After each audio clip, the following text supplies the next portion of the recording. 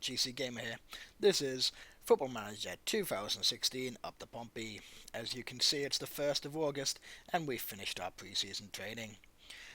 Like I mentioned last time, I like to have just a few matches of preseason training.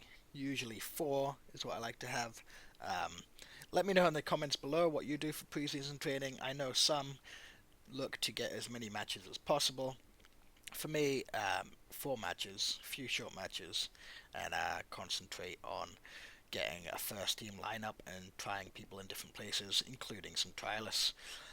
So, talking about preseason matches, very, very good results all round. West Ham 1-1. That's the one you might have seen in that short episode that I recorded earlier this week. Ishmael Miller getting the goal against a very strong West Ham side. We then beat Gosport 1-0 with Connor Chaplin coming into the first team again and scoring the goal. Will Buckley, a new signing that we'll look at in a few minutes, scored twice, the second and third minute against Southend, which was in reality a pretty easy game. And then we beat Havant and Waterlooville 1-0 with a late goal from Adam May. Now, Adam May is another young player who we've looked at previously who could be in the first team this year, but more likely he'll go out on loan and see how he does there. So, moving on to the transfers. We have a few transfers that we've been trying to make. This is from those young players that I've been scouting from different nations, but to be honest, most of our transfers were done early on in the season. The main transfers that we wanted to get in were Joe Matic and Nathan Delfonso. Now, Joe Matic comes in as a left back. Chickson, who we've had for the last 2 seasons, has been very good at left back. However, Joe Matic, for the quality he has and the price he was available, I thought I better snap him up. So he was one who was his contract was running out in the summer, but I was scouting him, declaring my interest in him, and so on. And it said that his current club, which was Rotherham, were going to offer him a new contract. Were in the middle of offering him a new contract. So I thought, well, I couldn't offer him a contract yet. So I thought I'll make the offer. It's only 79k, 80k, and he's worth a lot more than that. So I made the offer. I had to give him the biggest wage in the club, and he came in. Very good player, championship level left back, and he could improve that position a little bit. Nathan Delfonso, again, another player who is very good. His contract wasn't expiring, but he was on the transfer list. Now, he's a good player for League One sides. Not excellent, but at the same time, he's got everything that I want in a striker. He can play advanced forward, which is what we play. He's got good acceleration and pace, good strength as well, decent strength anyway for this level, and decent finishing and dribbling. Technique decent as well. The only thing that I would like to see a little bit better is his passing, so he can set up the moves for the wingers that traditionally come in from the side. Gail Bigrimana, I have no idea how to say that. Another very good player. Just came out on a free from Newcastle United. Got all the stats to make it at this level, and in fact, he is a decent player for most Sky Bet Championship sides, so a lot's expected from him. Jake Forster-Karski, 2 seasons out on loan, and then he got released by his club Brighton. So, of course, we've signed him up. He's been good throughout since he's played for us, and he's a good player for most League One sides and could be a decent championship central midfielder. We know all about him. He can score goals, he can make plays, and he started playing the pre-seasons pretty well as well. Tafsir Cherif. He's from Guinea. He's currently on loan with us. I like that he can play left or right wing. It gives us a few options, predominantly a left winger, but can also play right wing. Good for Sky Bet League One, could be a decent championship midfielder. On loan from Sheffield United. Ola Aina, even though he barely played last season, only 2 games, he's a decent player. He can play across the back 3, and basically it's all about cover. He can play left, he can play centre, he can play right, all about the cover. And finally, Will Buckley. It's our biggest transfer fee. this season. And if you look at Will Buckley, he's a very good player. Uh, Again, good pace and acceleration, which is excellent for a winger. Decent finishing, crossing, and dribbling. So, technique as well. His mental stats are good. Teamwork's good. Leadership, I don't know why that's so low. But he's a very good player, and he could be very good this season. Now, he is good for most Sky Bet Championship sides. He's going to be my first choice right winger throughout the season. The only sad thing is in our last preseason friendly, he got injured between 7 days to 2 weeks with a damaged heel.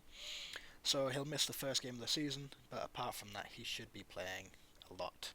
I was warned when I was signing him that he's got a lot of injury problems. Hopefully that doesn't rear its head too much. As you can see, he started three preseason games, scored 2 goals, and got an average rating of 7.3, which is very good. So that's my transfers in. My transfers out. The main one you can see here is Tukadian. We bought him in last season, and last season we bought him in for 210k, and we're letting him go for 275 to Coventry. He just didn't make the cut. Not really sad to see him leave. I'm happy with Delfonso as a replacement, as well as the other strikers that we have anyway. Murphy, his stats were slowly dwindling. We had better young players coming through, so we get rid of him mostly because he was on a high wage. Danny Hollins was also on a high wage, 3.9k per week he was on for me, and also he wasn't as good as the players we had. Gary Roberts, again, his stats are dwindling. Even though he played very well, I wanted to cash in on him at the right time. He had a match highest earner clause, which meant he went up to 7.25k as well. So he was too high of a wage for what he was delivering. And then Kai Naismith, he hasn't really played for me at all. He's not a very good player, and yeah, he's out of the team too. So they're the main people who left.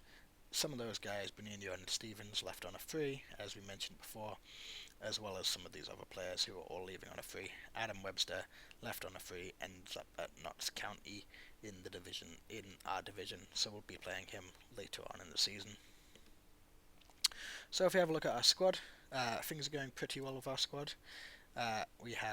These are our main two keepers. Let me put Schlager in. Schlager will be playing most of the matches with Michael Crowe, the sub. As you can see here, Crowe has decent potential, but he's quite a way behind Schlager. As for our defence, White will stay as the first choice right back, Matic left back, and Burgess and Daniels will be our first choice centre backs. We do have Jack Watmore, who's an interesting young player, to also play centre back, and we have Ola Aina, who can go all the way across there. The back line, Adam Chickson's a sub left back. He will get some rotation with Joe Matic because I have a soft spot for him and he's a good player. Jordan Rossiter's back on loan. He is here for the season, as is Daniels, Aina, Sharif, Ferus. All of them are here for the season, so he will start defence midfield, and Coots and Bigrimana will rotate with Foster Karski. Ben Close when he gets back from injury. Like I mentioned, Adam May will go out on loan, and unfortunately Sana is injured right now, so when he gets better he should be back in the squad, but he will miss quite a good chunk of the season. His stats have been going down because he's been injured so regularly recently. It's a bit sad, but I don't think he'll make the move to Championship when we get there eventually. So that's the starting midfield. Adam May, if he stays, will be rotation for Rossiter, but so will Ben Close. So Rossiter is by far the best defensive midfielder we have, but Ben Close is not far away, and Morton Knudsen, who's in our reserves, could also play there. And then going into our wingers, we've got McAvoy and Buckley, who will probably be the first choice left winger and right winger, with Chaplin, Ferus, who can both play, Ferus on the right, Chaplin on the left as subs, and also Sharif, as we saw earlier, can play on the left or right. So we've got good cover for most areas, and then up front we've got Ishmael Miller and Nathan Delfonso, Ferus can also play up front.